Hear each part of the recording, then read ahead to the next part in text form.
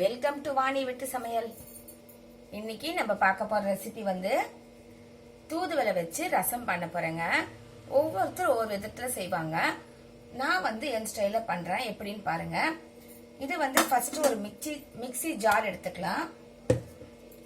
இதுல வந்து பச்சையாவே மிளகு 1 டீஸ்பூன், ஜீரகம் 1 டீஸ்பூன், தோலோட பூண்டு ஒரு 10 பல்லு பூண்டு, ஒரு 2 வரமிளகாய் இதை சேர்த்து மிக்சியில கொஞ்சம் குறைன்னு அரைச்சிட்டு, அதுக்கப்புறமா இந்த இலைய வந்து பச்சையாவே வதக்கியும் சேர்க்கலாம், அப்படி இல்லைன்னா பச்சையாவும் சேர்க்கலாம். எப்படியாவது சேர்க்கலாங்க.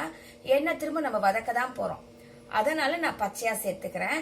இல்ல எங்களுக்கு வதக்கி தான் பிடிக்கும்னா நீங்க வதக்கிட்டு அப்புறமா அரைச்சிட்டு திரும்ப வதக்கணும்.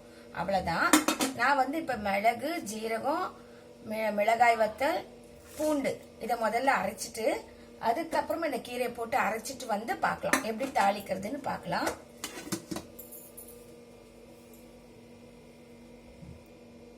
இப்ப பாருங்க, நான் ரசத்துக்கு அரைச்சிட்டு எடுத்து வந்துட்டேன். இப்ப வந்து ஒரு கடாயை சேர்த்துட்டு ஸ்டவ் ஆன் பண்ணிக்கிறேன். இப்ப வந்து ரசத்துக்கு தாளிக்க நான் 1 டீஸ்பூன் நெய் சேர்த்துக்கிறேங்க. நெய்ல ரசம் வந்து ரொம்ப வாசனையா நல்லா இருக்கும், உடம்புக்கும் நல்லது ரசம். இப்ப வந்து நெய் சூடானதுமே நம்ம ரசத்துக்கு எப்பவும் எப்படி தாளிக்கிறோமோ அதே மாதிரி கடுகு தாளிச்சுக்கலாம். கொஞ்சமா கடுகு, கொஞ்சம் ஜீரகம், சும்மா கொஞ்சமா சேர்த்துக்கோங்க. ஒரு பிஞ்சு ஜீரகம் போதும். அது பொரியட்டும். இப்ப கடுகு வந்து நல்லா பொரியுதுங்க. இந்த சமயத்துல கொஞ்சம் பெருங்காயம் சேர்த்துக்கலாம். அதுக்கப்புறமா ஒரு அரை வெங்காயம், பச்சை வெங்காயம், வெங்காயத்தை நான் மெலிசா கட் பண்ணி வச்சிருக்கேன். அதே மாதிரி ஒரு சின்ன தக்காளி, இந்த ரெண்டும் போட்டு ஒரு கருவேப்பிலை கொத்து போட்டு வதக்கிக்கலாம். சாதாரணமாவே கல்யாண வீட்டு ரசத்துல வந்து வெங்காயம் போட்டு வதக்குவாங்க. அதுக்கப்புறமா ரசம் கொதிச்சு முடிச்சு ஆஃப் பண்ண பிறகு ஸ்டவ்வை கொஞ்சம் தேங்காய் துருவல் போட்டு மூடி வச்சிருவாங்க. அந்த கல்யாண வீட்டு ரசமே கொஞ்சம் தனியே டேஸ்டா இருக்கும் இல்லையா? அதோட சீக்ரெட் உள்ளதாங்க. அதுக்கு வந்து வெங்காயம் வதக்குவாங்க, அப்புறமா தேங்காய் துருவல் கொஞ்சமா சேர்ப்பாங்க. அந்த துருவல் சேர்த்தாலே ரொம்ப நல்லா வாசனையா நல்லா இருக்கும். ஆனா நம்ம ரெகுலரா வைக்கிற ரசத்துக்கு நம்ம அதெல்லாம் சேர்க்க மாட்டோம். வெங்காயம், அந்த பூண்டு, வெங்காயம் தக்காளி நல்லா வதங்கட்டும். அதுக்கப்புறமா நம்ம அரைச்சி வச்ச இந்த கீரையோட விழுத சேர்த்துக்கலாம். என்ன இதுவும் கொஞ்சம் வதங்கணும். நான் பச்சையா தான் சேர்த்திருக்கேன், அதனால கொஞ்சமா வதக்கிக்கலாம்.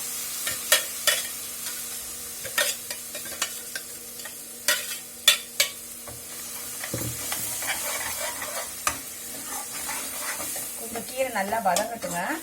அப்பதான் அந்த ரா ஸ்மெல்லு போயிடும். அதுக்கப்புறமா நம்ம எல்லாம் சேர்க்கலாம். வந்து நான் புளி கரைசல் சின்ன லெமன் சைஸ் அளவுக்கு புளியை நல்லா கரைச்சி வச்சிருக்கேங்க. இந்த புளியிலேயே நான் உப்பு, கொஞ்சம் வெல்லம், மஞ்சள் தூள் எல்லாமே சேர்த்து தான் கரைச்சி வச்சிருக்கேன். நான் சாதாரணமாவே சாம்பார் ரசம் வைக்கும் போது புளி ஊற போட்டா இந்த மாதிரி தான் நான் ஊற போடுவேன். அதுலயே உப்பு, வெல்லம், மஞ்சள் தூள் எல்லாத்தையுமே ஆட் பண்ணிடுவேன். இப்ப இந்த கரைசல இதை சேர்த்துக்கணும். இந்த கீரை கொஞ்சம் வதங்கட்டும், சேர்க்கலாம். நல்ல ஸ்மெல் இப்பவே கமகமன்னு வருதுங்க. நம்ம நெய்ல வேற தாளிச்சிருக்கோம். ரெண்டாவது இந்த கீரை வேற செம்ம வாசனையா நல்லா இருக்கு. கொஞ்சம் வதங்கட்டு பார்க்கலாம்.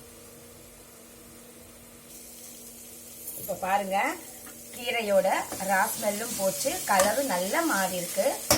இந்த அளவுக்கு வதக்கிட்டு இந்த புளி கரைசல் அப்படியே சேர்த்துக்கலாம்.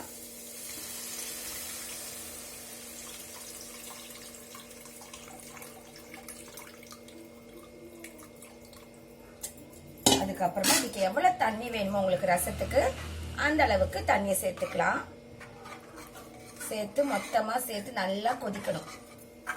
இந்த ரசத்துக்கு கொஞ்சம் கொதிக்கலாங்க, அப்பதான் நல்லா இருக்கும். டேஸ்ட் பார்த்துட்டு நீங்க உப்பு சேர்த்துக்கலாம். கொஞ்சம் கொதிக்கட்டும் பார்க்கலாம். இப்ப ரசம் வந்து கொதிக்க ஆரம்பிச்சிருச்சுங்க. அவ்வளவுதான். இத பாருங்க, மேல நல்லா நுர கட்டி வந்திருக்கு. போதும், இந்த அளவுக்கு கொதிச்சா போதுங்க. ஸ்டவ் ஆஃப் பண்ணிக்கலாம்.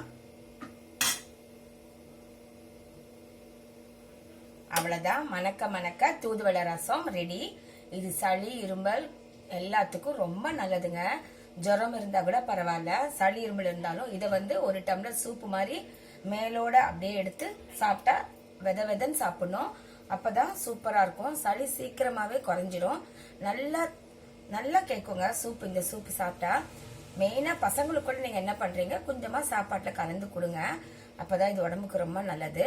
வாரத்துக்கு ஒரு முறை இல்ல 2 முறையாவது கண்டிப்பா இந்த ரசத்தை சாப்பிட்டா எல்லாருக்கும் உடம்புக்கு ரொம்ப நல்லதுங்க. உங்களுக்கு இது பிடிச்சிருந்தா லைக் பண்ணுங்க, ஷேர் பண்ணுங்க, கமெண்ட் பண்ணுங்க. மறக்காம என் சேனலை சப்ஸ்கிரைப் பண்ணுங்க. அடுத்த வீடியோல உங்களை சந்திக்கிறேன். பாய்.